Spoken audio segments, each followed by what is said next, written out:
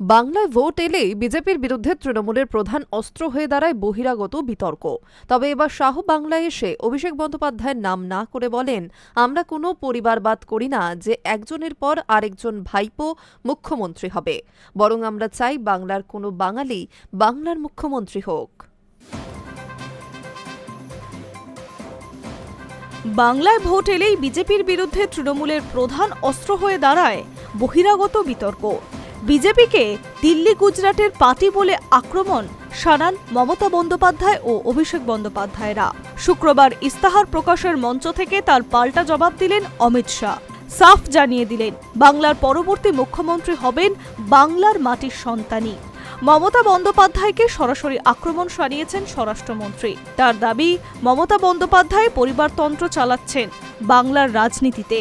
অভিষেক বন্দ্যোপাধ্যায়কে আক্রমণ করে অমিত শাহ শুক্রবার পরিবারবাদ নিয়ে তৃণমূলকে তুলোধনা করেন।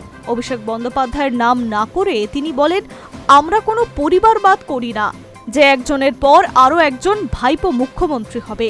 শাহের স্পষ্ট বার্তা, বিজেপির মুখ্যমন্ত্রী কোনো বংশ পরম্পরার রাজনীতিতে আসা ব্যক্তি হবে না, বরং বাংলার বাসিন্দা কোনো বাঙালি বাংলার মুখ্যমন্ত্রী হবেন।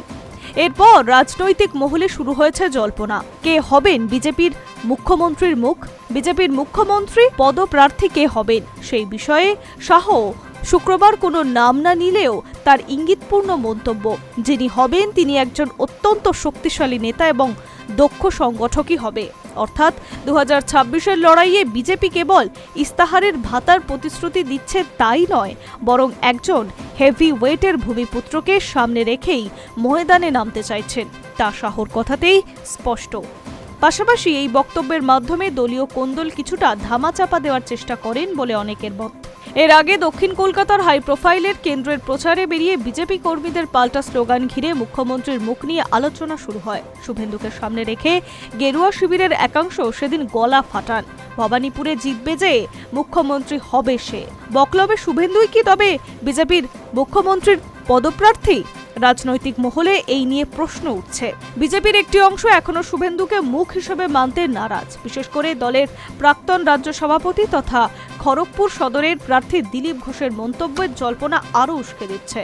বিশ্লেষকদের মতে শুক্রবার শাহের মন্তব্য আসলে তৃণমূলের বাংলার মেয়ে বা বহিরাগত প্রচারের পাল্টা ঢাল। একদিকে পরিবারবাদের খোঁচা, অন্যদিকে বাংলার আবেগকে মর্যাদা দেওয়া। দুই রণকৌশল নিয়ে এবারের বঙ্গজয়ের নীল নকশা সাজিয়েছে দিল্লি, তা কার্যত দিনের আলোর মতো পরিষ্কার। কিন্তু অন্যদিকে 26-এর বিধানসভা ভোটের লড়াই যত এগোচ্ছে তত যেন নতুন নতুন নাটকীয় মোড় নিচ্ছে বাংলার রাজনীতিতে। এই মুহূর্তে সেই নাটকের কেন্দ্র আম জনতা উন্নয়ন পার্টির প্রধান তথা তৃণমূল বহিষ্কৃত বিধায়ক হুমায়ুন কবির। বৃহস্পতিবার তৃণমূলের পক্ষ থেকে একটি চাঞ্চল্যকর ভিডিও প্রকাশের দাবি করা হয়েছে। বিজেপির সঙ্গে নাকি 1000 কোটি টাকার গোপন চুক্তি করছে হুমায়ুন। শুক্রবার কলকাতায় বিজেপির সংকল্পপত্র প্রকাশের মঞ্চ থেকে সেই অভিযোগ কার্যত উড়িয়ে দিয়েছেন স্বরাষ্ট্রমন্ত্রী অমিত শাহ। সাফ জানিয়ে দিয়েছেন, বিরোধীদের আসনে 20 বছর বসে থাকতে রাজি আছে, কিন্তু ওই ধরনের মানুষের সঙ্গে হাত মেলাবে না বিজেপি। তবে এই ভিডিওর বিতর্কের জেরে রাজনৈতিকভাবে বড়সড় ক্ষতির মুখে পড়ছে হুমায়ুন কবির। কি হবে আগামী দিনে সেই দিকে তাকিয়ে বঙ্গবাসী। High news network.